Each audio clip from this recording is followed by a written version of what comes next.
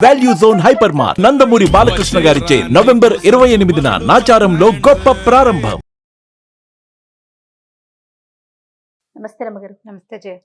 రమ్మగారు, కాంప్లికేటెడ్ గా చేసుకోవటం అది ఎలాగంటే ఆధ్యాత్మికతతో ఆధ్యాత్మికతని కాంప్లికేటెడ్ గా చేసుకోవటం. భక్తి ఎక్కువైనా కూడా ప్రమాదమే కదండి. అవును, చాలా ఇబ్బంది. ఏదో సినిమాలో ఆవిడ హారతలు ఇచ్చేసి అసలు పటాల ఆ మూర్తుల ఫోటోలు కూడా కనిపించవు, వాళ్ళ ప్రతిమ కూడా కనిపించదు ఎక్కువైపోయి. లేకుంటే భర్తకి కాళ్ళు కడిగేసి కడిగేసి కడిగేసి ఎక్కడ కనిపిస్తే అక్కడ కడిగేయటమే. అదే అది ఒక పీక్ స్టేజ్కి వెళ్ళిపోతుంది. సినిమా కాబట్టి నవ్వుకుంటాం, అదే రియల్ లైఫ్ లో ఉంటే రియల్ లైఫ్ లో మరి అంతలా ఉండరు కానీ ఇంకోలా ఉంటారు. చాదస్తం ఎక్కువ ఉంటుంది కొంతమందికి. చాదస్తం ఎక్కువ, ఎన్ని పూలు చాలువు, ఎంత పత్రి చాలదు, ఎన్ని పూజలు చాలవు, ఏమిటో అభిషేకాలు అంటారు, విగ్రహాలు అంటారు, అవి అంటారు, ఇవి అంటారు. అప్పటి వరకు ఇంట్లో ఎవరు ఏం తినకూడదు అంటారు రమ్మగారు. ఏమి తినకూడదు, ఎవరికి ఏమి పెట్టకూడదు, తినకుండా మాడి మాడి మాడి ఆహారంగా ఉంటారు. చాలా ఉంటాయి జయ. ఆధ్యాత్మికతని కాంప్లికేటెడ్ గా చేసుకోవటం. ఇప్పుడు ఆధ్యాత్మికత అంటే సాధారణంగా ఆధ్యాత్మికత అంటే ఏంటి? ఆత్మని గురించి తెలుసుకోవటం.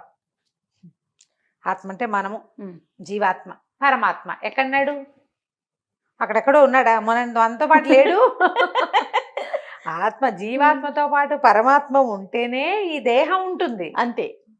కానీ ప్రవేశిస్తాడు. గారు ఇలా కాంప్లికేటెడ్ గా ఆలోచించే వాళ్ళు ఏం చేస్తారు? ఆయన ఎక్కడో ఉన్నాడని చెప్పి ఆయనకి కదా చేసేస్తూ ఉంటారు. భగవంతుణ్ణి తెలుసుకోవటమే భక్తి. అంతే.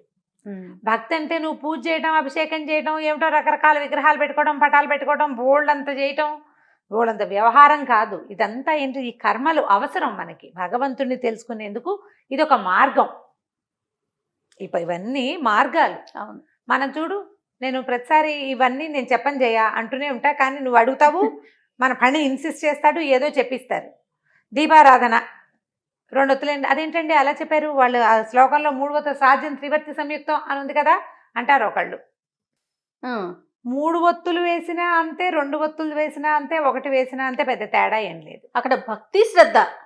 దీంతో పాటుగా ఇది చెప్పిన తర్వాత ఎన్ని ప్రశ్నలో దీపారాధనకు ఉంది, రోజు తోమాలా, దీపం మన వైపు పెట్టాలా, దేవుడి వైపు పెట్టాలా, పొద్దున పెట్టాలా, మధ్యాహ్నమే కుదురుతుంది పెట్టచ్చా, సాయంత్రమే కుదురుతుంది ఓకేనా, రాత్రి అయిపోతుంది ఓకేనా,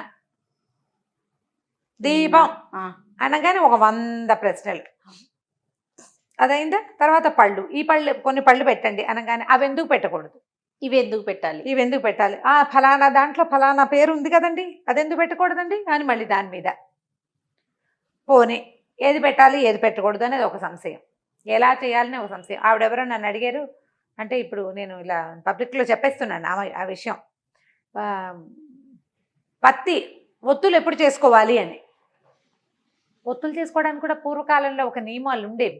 నా వరకు నాకు తెలియదమ్మా, 100% ఇది నిజం. నేను చెప్తున్నా ప్రత్యక్షంగా, స్క్రీన్లోనే ఆన్ స్క్రీన్ చెప్తున్నా. ఒత్తులు ఇప్పుడు పత్తిలో విత్తనాలు తీయటానికి ఒక ప్రత్యేకమైన రోజులు, ఒత్తులు చేసుకోవడానికి ప్రత్యేకమైన రోజులు ఉన్నాయిట. నాకు తెలియదు. ఆవిడ అడిగారు నన్ను, నేను ఆవిడకి నాకు తెలియదమ్మా ఇది అని చెప్పా. ఇప్పుడు కూడా అదే చెప్తున్నా. ఇంకా తెలుసుకుని ఏం చేస్తావమ్మా? భగవంతుడిని తెలుసుకునే ప్రయత్నం కదా మనం చేయవలసింది కదా. మనం పుస్తకాలు చదువుకుంటామా? లలితా శాస్త్రం, ఆ బ్రహ్మ కీట జనని వర్ణాశ్రమ విధాయిని, అది స్తోత్రం. లలితా శాస్త్రం చదివేస్తాం. ఆ బ్రహ్మ కీట జనని ఏంటంటే బ్రహ్మము నుంచి కీటము వరకు, అంటే పిపీలి కాదు బ్రహ్మ వరకు, చీమ నుంచి బ్రహ్మ వరకు జననివి నువ్వే.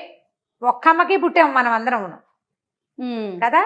నువ్వు నేను, పిల్లి పిచ్చిక, మేక, గొర్రె, చేప, సమస్తము ఒక జనని వల్లే జన్మించాం. వర్ణాశ్రమాలని ఆవిడే పెట్టింది. మరి ఇప్పుడు ఒకే అమ్మకి పుట్టిన వాళ్ళకి ఎందుకు తేడాలు? ఇన్ని ప్రశ్నలు ఎందుకు ఇన్ని ప్రశ్నలు? పైగా నీకు బోల్డ్ అన్ని తేడాలు, మనకి భగవంతుడికి ఆ తేడాలు ఏం లేవు. భక్త కన్నప్ప మాంసాహారం పెట్టాడు, అలాగని నువ్వు మాంసం పెట్టమని కాదు.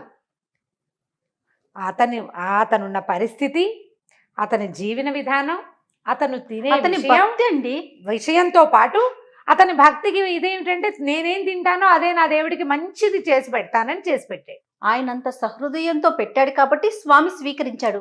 మనకి కూడా అలాంటి హృదయం ఉండి మనం పెడితే స్వీకరిస్తాడేమో. ఇప్పుడు నీకు అనుమానంతో నువ్వు పెట్టకూడదు కదా. భక్త కన్నప్పని అట్లాగే చేశాడు. ఏనుగు రత్నాలు తెచ్చిపెట్టేది, ముత్యాలు తెచ్చిపెట్టేది ఒప్పుకున్నాడు. సాలెపురుగు వచ్చి గూళ్ళు కట్టింది ఒప్పుకున్నాడు. అంతే. నీళ్లు తెచ్చి పోసేది ఏనుగు, ఇంకోటి వచ్చి ఇంకోటి ఏదో పోసేది. ఈ కథలన్నీ వింటామా మనం? భగవంతుడికి తేడా లేవు, మనం అందరం సమానమే ఆయన దృష్టిలో. ఆయనకి కావాల్సిందేంటి? నీ అభిషేకం వద్దు, నీ లోపల ఉందే అది కావాలి. నువ్వు లోపల సరిగ్గా ఉండు. నువ్వు బయట చేసేది ఒక తాత్కాలికమైంది, భగవత్ సేవ చేస్తానన్న ఒక సంతృప్తి కోసం చేసుకుంటాం మనం. అది దాని మీదే వందల ప్రశ్నలు. ఉపవాసం చేయొచ్చా, పొద్దున్న చేయొచ్చా, మధ్యాహ్నం చేయొచ్చా, ఉప్మా తినచ్చా, తినకూడదా, ఏమీ తినకూడదండి అని ఒకళ్ళు. నేను ఎప్పుడైనా చదువుకోండి స్తోత్రం ఏదో ఒక సమయంలో అంటే, అబ్బే అలా చదువుకోకూడదని ఒక ఆవిడ చెప్తారు. అంటే ఆవిడంటే సోషల్ మీడియాలో కాదు, ఫ్రెండ్స్, అబ్బో అన్నం తిన్నాక స్తోత్రం చదివితే తప్పు. వాళ్ళకి ఇంకెప్పుడు కుదరదు. ఆవిడ పొద్దున్నే అన్నం తినేస్తుంది, ఆ తర్వాత సమయం దొరుకుతుంది, ఏదైనా చదువుకుందామంటే వాళ్ళు ఎవరో తప్పన్నారు, ఇప్పుడు ఏం చెయ్యాలి? అదొక ప్రశ్న. అదో ప్రశ్న. ఈ కుశంకలు ఎందుకు రేస్తాను? ఎవడికి చాతొచ్చిన భక్తి రకంగా వాడు చేసుకుంటాడు కదా. కాదు రమ్మగారు, ఆయన దృష్టిలో పక్షులు ఒకటే, జంతువులు ఒకటే, మనుషులు ఒకటే, అందరూ ఒకటే, అందరం సమానమే. అందరి భక్తిని ఆయన స్వీకరిస్తాడు పరమాత్మ. అవును. మరి అలాంటప్పుడు ఇన్ని అనుమానాలు ఎలా వస్తున్నాయి రమ్మగారు? దీంతో చాలా కాంప్లికేటెడ్ గా చేసేసుకుంటారు.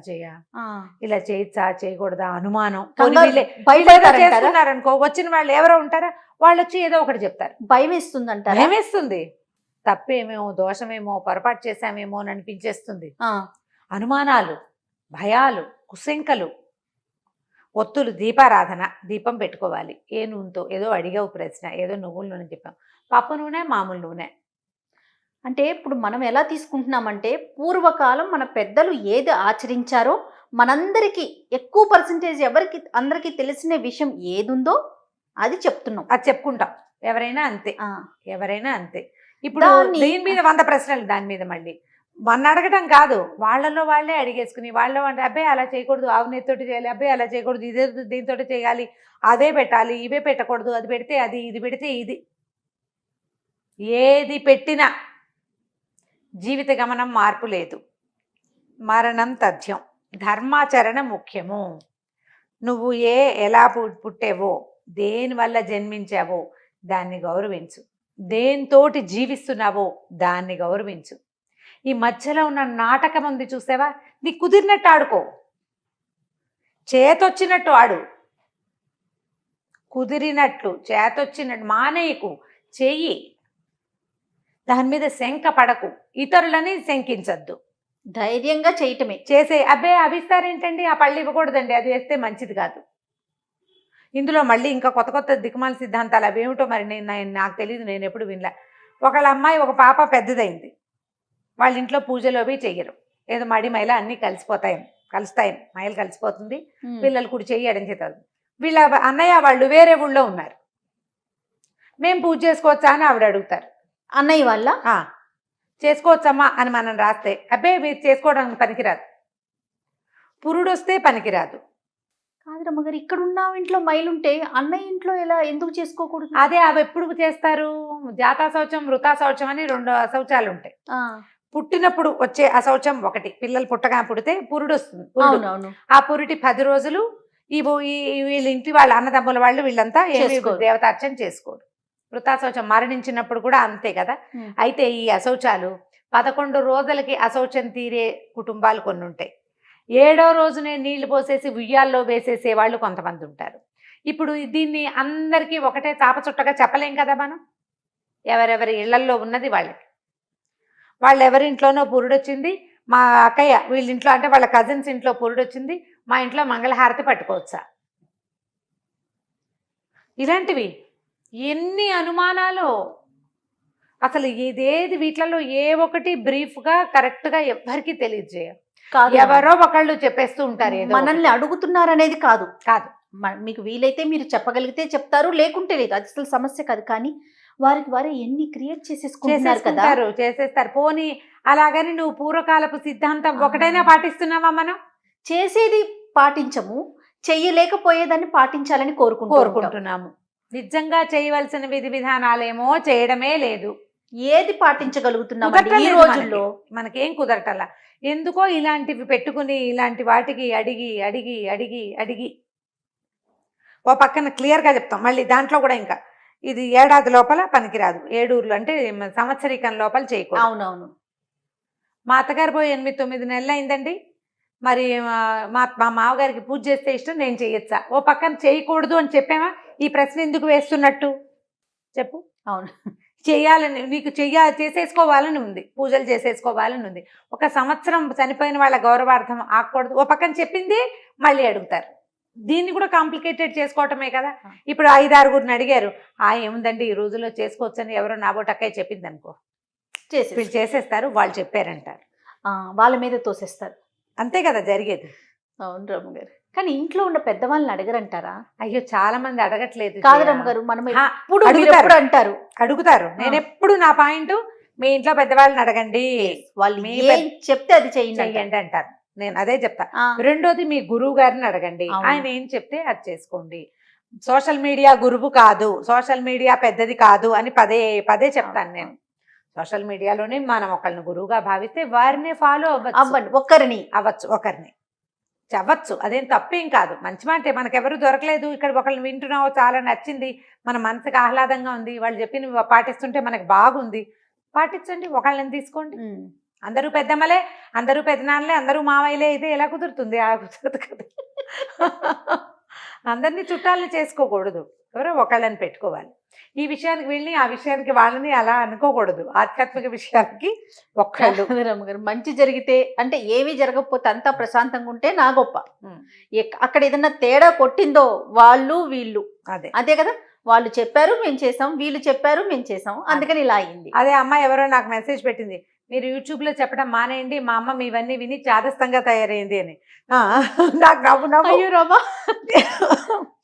నేను ఒక్క విషయం చాదస్తంగా చెప్పాను, నాకు లేదు, నేను చెయ్యని ఏది ఎవరికి చెప్పను, చాలా జాగ్రత్తగా ఉంటాను. అసలు అలాంటి ప్రశ్నలే తీసుకురాదు సుమన్ టీవీ. అది జాగ్రత్తగా ఉంటాం. అయినా సరే ఇప్పుడు ఏంటంటే మనకు ఒక సమాధానం కావాలనుకో, నువ్వు ఎప్పుడు అడుగుతావు నలుగురిని? నీకు కావలసిన సమాధానం వచ్చేదాకా అడుగుతావు, అంతే కదండి. అంతే కదా. ప్రధానమైంది సమాధానాలు మీకు కావలసినవి కాదమ్మా, అసలు మానవులు మనుషులు అన్న వాళ్ళు చెయ్యవలసింది ఏం చెయ్యాలి? పూజ చేసుకోవాలి.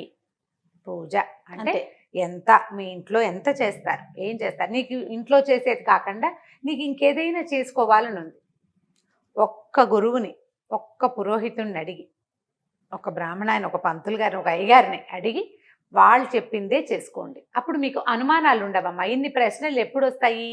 మన స్వధర్మే నిధనం శ్రేయ అని చెప్పబడిన వాక్యాలు తెలుసుకుంటాం మనం. ఎప్పుడు అనుమానం వస్తుంది, అది మనది కాదు, మనం ఎప్పుడు చేయలేదు, అందుకు మీకు డౌట్లు వస్తాయి. పోనీ రానివ్వండి, అనుమానం వస్తే వచ్చింది, మీరు అన్నట్లుగా ఒకరి దగ్గర కదా మనం దాన్ని నివృత్తి చేసుకోవాలి. 10 మందిని అడిగితే 10 ఆన్సర్లు వస్తాయి, ఏది ఫాలో అవుతాం? అదే కదా, అందుకని అక్కడ కూడా క్వశ్చన్ మార్కే కదా రమ్మగారు. కరెక్ట్, వీళ్ళు చెప్పారు, వీళ్ళు చెప్పారు, వీళ్ళిద్దరిలో ఎవరు కరెక్ట్ అలా కూడా అనిపిస్తుంది. ఇంకొకళ్ళు ఉంటారు, మీరు చెప్పకూడదు, ఫలానా వాళ్ళే చెప్పాలని. మంచి మాట ఎవరు చెప్పినా తీసుకోవాల్సింది. బాలాదపి సుభాషితం అన్నారు, మంచి మాట ఎవరు చెప్పినా తీసుకోవాలి. మనకు కావాల్సింది మంచి, అంతే. దీన్ని, ఈ ఆధ్యాత్మికతని, ఈ భక్తిని కాంప్లికేటెడ్గా చేసేసుకోబోకండి. భక్తిలోనే వెళ్ళండి. భక్తి మార్గం మంచిది, అత్యద్భుతమైనది, భగవంతుని చేరే మార్గం. ఈ మధ్యలో ఉన్న వ్యవహారాల చిక్కుముడిలో పడిపోయి నిజంగా మనం భగవంతుని చేరటానికి ఏం చెయ్యాలో అది మనం చేయలేకపోతున్నాం. ఆ దృష్టితోటి పనిచేయండి తప్పకుండా. పూజ దాన్ని దాటి ఆలోచించండి, ఒక వ్రతం దాన్ని దాటి ఆలోచించండి. అంతా ఇక్కడే ఇవన్నీ రకాలు చేయలేకపోయామని బెంగ పెట్టుకోకండి. సరిగ్గా ప్రసాద వినిమయం అయ్యిందా లేదా, ప్రసాదం చేసాం, ప్రసాదం చక్కగా ఖర్చు అయిందా లేదా, నలుగురికి ప్రసాదం ఇవ్వగలిగామా లేదా, పూజ సరిగ్గా చేయగలిగామా లేదా. ఈ మధ్యలో ఉండే చాలా రకాలు ఉంటాయి కదా, ఇన్ని దీపాలు ఇవి అంతా ఏం హైరాన్ పడద్దు, మన శక్తి మేర చేసుకోవాలి. మనకి తెలిసినదే మన భక్తి. నేను ఇట్లాగే చేస్తున్నాను, నాకు ఇలాగే అలవాటు, చేయండి, అంతే, చేసుకోండి, అంతే. ఇప్పుడు ఎవరైనా చేస్తే ఇదేమిటి ఇలా చేస్తున్నారు లాంటివి అడగబోకండి, వాళ్ళ పద్ధతి అదే అని ఊరుకోండి. ఇతరులని ప్రశ్నించడం కూడా తప్పేనని చెప్తుంది కార్తీక పురాణం. వాళ్ళ పూజని మనం ప్రశ్నించకూడదు, వారి విధానం వారిది, అంతేనా? వాళ్ళ ప్రకారం వాళ్ళు వెళ్ళిపోతారు. సత్యనారాయణ స్వామి ప్రసాదం ఉందా జయ, మనమేమో గోధుమ రవ్వ పంచదార చేస్తాము, రవ్వ కేసరి బొంబాయి రవ్వతో చేసేవాళ్ళు కొంతమంది, బొంబాయి రవ్వని వేయించి పచ్చి రవ్వే కలిపేవాళ్ళు ఇంకొంతమంది. గోధుమ రవ్వ పచ్చి రవ్వని కలిపే వాళ్ళు కూడా కొంతమంది. ఇన్ని రకాలు ఉన్నాయి కదా, ఇప్పుడు ఎట్లా ప్రశ్నిస్తావు నువ్వు? ప్రశ్నించలేం కదా. కాబట్టి ప్రశ్నలు మానేయండి, కాంప్లికేటెడ్ చేసుకోవద్దు. భగవంతుని చేరే మార్గాలని సరి అయిన వాటిని అన్వేషించండి. ఆ దారి ద్వారా వెళ్ళిపోండి. ఇంట్లో పెద్దవాళ్ళు లేదా ఒక ఆధ్యాత్మిక గురువు, ఒక్క గురువుని అనుసరించి హాయిగా పూజ చేసుకోండి.